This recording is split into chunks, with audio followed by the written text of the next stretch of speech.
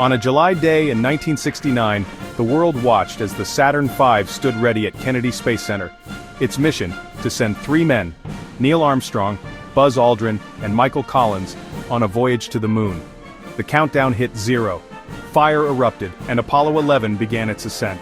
For 4 days the astronauts crossed space. The moon became a stark world before their eyes. Michael Collins remained in lunar orbit, while Armstrong and Aldrin descended in the Eagle. The landing was tense. On July 20, 1969, Armstrong's voice crackled across the radio. "The Eagle has landed." Relief swept through mission control, uniting people in triumph. Armstrong stepped onto the lunar surface, uttering, "That's one small step for a man, one giant leap for mankind." Aldrin joined him. Together they explored the moon's low gravity, planted the American flag and collected lunar samples. They were the first to walk on another world. After rejoining Collins, the crew returned to Earth. Their command module blazed through Earth's atmosphere, eventually splashing down in the Pacific Ocean. They returned as heroes. The Apollo 11 mission was a technical and cultural milestone. Humanity was united in awe. It proved what humanity could achieve together. The moon landing redefined our place in the universe and inspired generations. The images became symbols of exploration. It stands as a testament to human courage and ingenuity. The legacy of Apollo 11 continues to inspire. The moon landing remains a beacon of hope. It challenges us to keep reaching for the stars, and it began with that single step on the moon. The moon landing's euphoria was powerful, a moment of global unity. But the 1970s brought growing cynicism. The Vietnam War and Watergate eroded public trust in government. People began to question official narratives. Citizens became increasingly wary of those in power. In this climate, Bill Kaysing published "We Never Went to the Moon," igniting controversy. Claiming NASA lacked the technology, Kaysing challenged the moon landing. He argued the Apollo program was a staged deception to win the space race. Kaysing's ideas resonated with those who doubted the government. Amplified by books and TV documentaries, the conspiracy theory gained traction. The idea of a government lie resonated with a public already feeling betrayed. The moon landing became, for a vocal minority, a symbol of government deception. It was about mistrust in science, government, and media. The seeds of moon landing denial had been planted, nurtured by distrust, and they would grow in the decades to come. Moon landing deniers often point to a series of supposed anomalies and inconsistencies. These are things they claim to have found in photos and videos from the Apollo missions. One of the most cited examples is the American flag, which they claim waves despite being in a windless environment, a vacuum where there's no air to make it move. This, they argue, suggests the entire scene was fabricated on a studio set. Skeptics also frequently note the apparent absence of stars in the lunar photos, a detail that seems odd given the lack of atmosphere. They argue this is further evidence of fakery, a deliberate omission to hide the truth.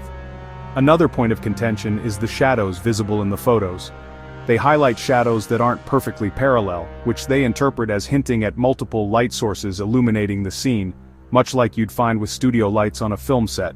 Furthermore, some say objects that are supposed to be in shadow are still too visible, a phenomenon that they believe shouldn't occur with only a single light source like the sun. Perhaps the most dramatic claim of all is that the astronauts couldn't have possibly survived the journey through the Van Allen radiation belts, suggesting that the entire mission was fundamentally impossible from the start.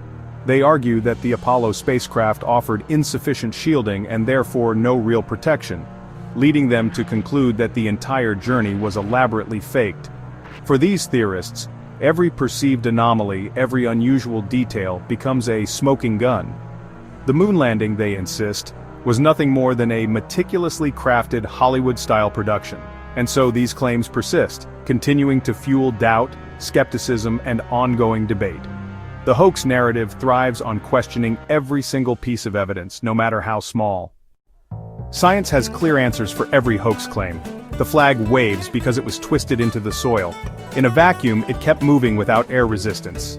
No stars appear in photos because the camera settings were adjusted for the bright lunar surface, not faint starlight. Shadows appear non-parallel due to perspective and the moon's uneven terrain. Objects in shadow are visible because sunlight reflects off the lunar soil, illuminating shaded areas. The Van Allen belts? Apollo missions passed through quickly, minimizing exposure. The spacecraft's shielding was sufficient. Astronauts received less radiation than a chest X-ray. These were engineering challenges, not insurmountable barriers.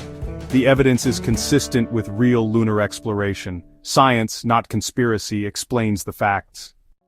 The astronauts themselves have faced conspiracy theories for decades. Neil Armstrong chose silence, trusting history and science to speak for him. Buzz Aldrin confronted deniers directly, sometimes with frustration. Other Apollo astronauts expressed sadness that people preferred conspiracy over the wonder of exploration. They pointed out that faking the moon landing would have been harder than actually going. Too many people involved to keep it secret. The astronauts brought back 382 kilograms of lunar rocks, studied worldwide and unlike any on Earth.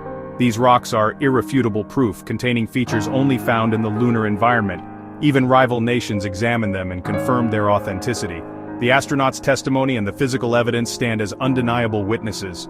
Their journey is written in stone, not just in history books. Moon landing skepticism became a cornerstone of modern conspiracy culture. It fostered deep distrust of authority and a preference for hidden narratives.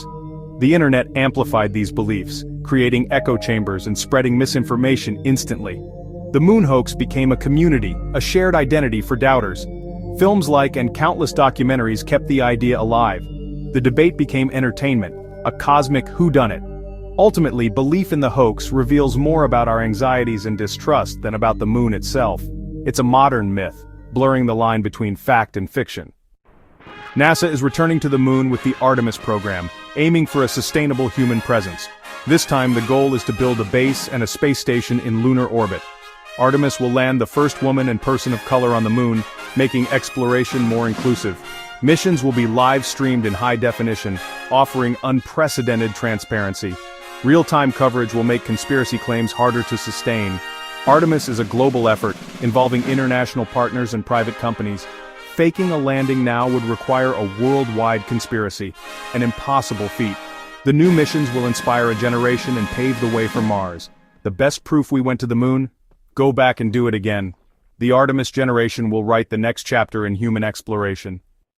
Extraordinary claims require extraordinary evidence. The moon hoax theory demands belief in a flawless, decades-long conspiracy. Meanwhile, the evidence for Apollo is vast astronaut testimony, moon rocks, photos, videos, and international tracking. In the digital age, evidence can be manipulated and conspiracy theories thrive on ambiguity. Critical thinking and media literacy are essential to separate fact from fiction. Not all information is equal. A peer-reviewed study outweighs an anonymous blog. By questioning sources and seeking expert consensus, we defend against misinformation. The truth of Apollo is more impressive than any fiction. The real story is one of science, courage, and discovery.